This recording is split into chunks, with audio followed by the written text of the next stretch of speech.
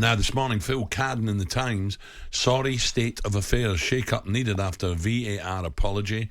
The referee's Chief Howard Webb contacted Arsenal and Brighton to apologise for significant errors made by Lee Mason and John Brooks.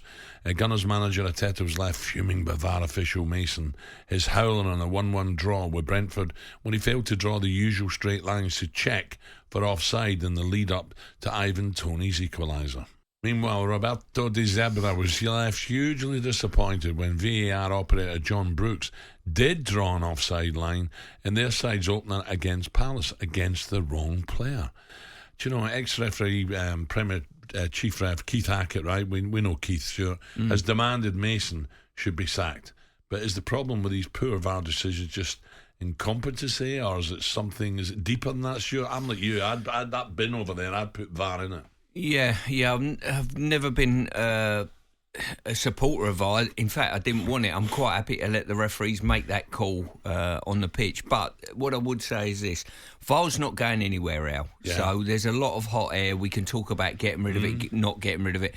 It's not going anywhere. So we've got to work a system of using it, utilising it slightly better than we probably actually are at the moment. And I've always said an ex-player or an ex-manager at Stockley Park to help out and give a sort of in the dressing room eye view of decisions would be helpful. A ref, an ex-manager, an ex-player, what's wrong with that? Yeah, that looks a sensible way forward to me. I understand the Referees Association don't want to relinquish any power that they've got with this, you know what I mean? But I think it's the way forward.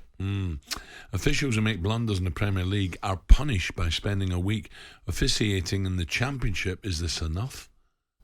I think it's ridiculous to if someone makes a mistake to say, right, OK, you've got to go down.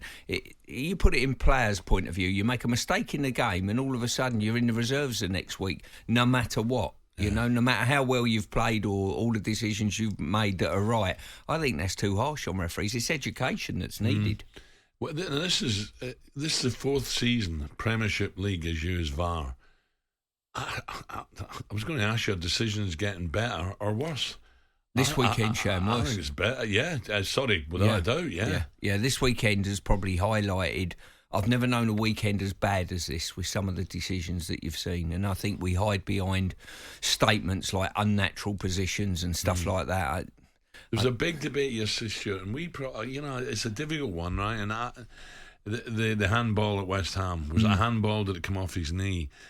The way everyone was talking, I thought it was blatant. Absolutely. I've watched it a couple of times. I'm like, the way the ball deflects away, from changes direction. All right, your hand could do that, but something's telling me, okay, I'll give. I didn't think I'd be like this, but I think I'll give the ref the benefit. Yeah. I was at the game, and when I first saw it, I thought, wow, if he's got his hand on that, he's diving to his left or backwards to his left. And I thought, if he's got a hand on that, that's a penalty. And I watched it again on telly, and I can't see any conclusive evidence that it skimmed off his knee, then hit his hand. But was it conclusive that it hit his hand? I would have given a penalty, and to be fair, I've got a vested interest at West Ham. No, but I think you're in the majority. I'm minority, me. But the way everyone was talking, I'm like, and I watched it closely, I'm like, oh yeah, I can see why. Yeah. There's that element of doubt there. Yeah, but I think what they've ended up... The narrative around it was his arm was in a natural position because he was, going to put his hand down, falling on the floor. If it hit his knee, I can understand that not being given. If it didn't hit his knee, I think there's got to be handball. I really do. Oh no! Well, if it was his hand, it's a pen. talkSPORT Breakfast, waking you up Monday to Friday morning from 6 a.m.